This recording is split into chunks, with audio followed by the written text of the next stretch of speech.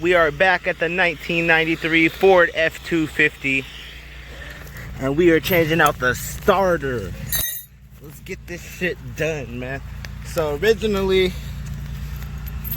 I had thought that somebody had broken the bolt on the starter, but actually, when it comes to 1993s, the hex head is not on this side, so don't be fooled. If you guys see that there's no hex head on this end, and you see that, do not be fooled. Don't think that's a broken bolt, because really, on the other side, right back here, you can feel the hex head right in the same spot. Alright, so to reach that bolt, I'm using a 3/8 ratchet with two 3/8 extensions, a 3/8 swivel, a 3/8 to 1/4 inch adapter reducer, and then a 1/4 inch by 1/2 inch socket. This is the way I'm getting this shit out. Now, as you guys can see, you can't see yet, but right in there is the bolt I gotta reach on the back side. It's gonna be kind of hard to hold the camera and get that bolt, but we're gonna give it a try. I'm gonna put it right here. Right there. Wire. So we got the bolt out. There's both of them right there. And just to show you the starter dislodged from it. But yeah, we got the bolt in the back out, and we got the bolt in the front out. I do not know why they would design this like that, but that really had me fooled. I went and got an extractor kit and everything, and it was not needed. But here you guys can see we got this shit dislodged. I gotta go disconnect the battery before I disconnect the positive to the solenoid. But let's take a look at the cord itself. Does it look damaged? Nope.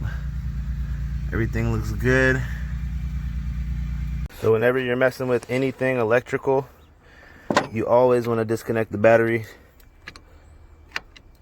Always disconnect the battery. It's facing like this, and yeah, that looks the same.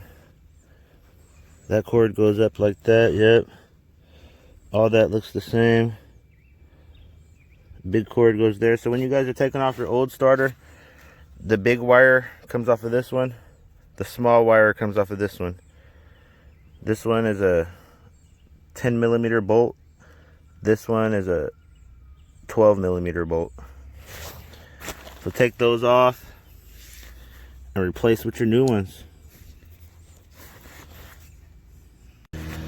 Okay, so on this it's saying do not remove this lead, crimp and heat shrink to the existing lead. So that's what we're gonna do. So to do that, first we gotta cut the wire.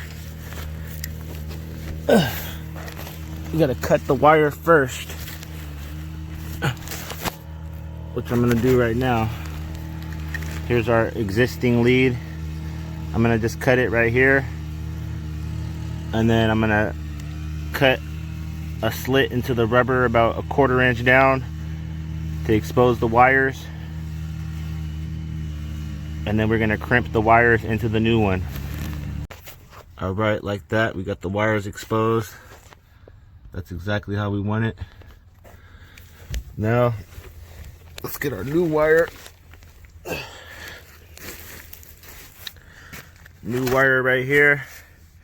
We're gonna put those wires into this hole, and then we're gonna crimp it, and then we're gonna heat shrink it with this. This will heat shrink over that. But first we gotta crimp that cord. Let's do that. All right, we got our cord. It was actually a little bit too long, so I had to cut it in half. That's how long it should look before you guys put it into the crimp. So here I got my channel locks, 90-degree bend channel locks. I'm about to put the wire inside of that wire and crimp it with the channel locks.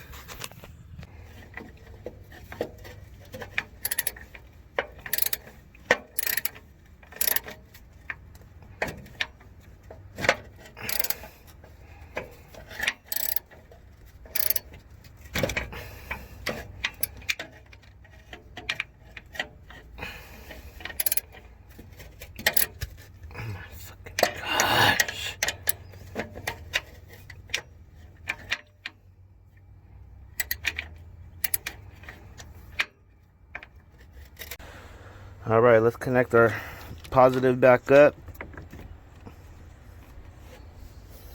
All right, let's give it a crank. First crank in 3 years.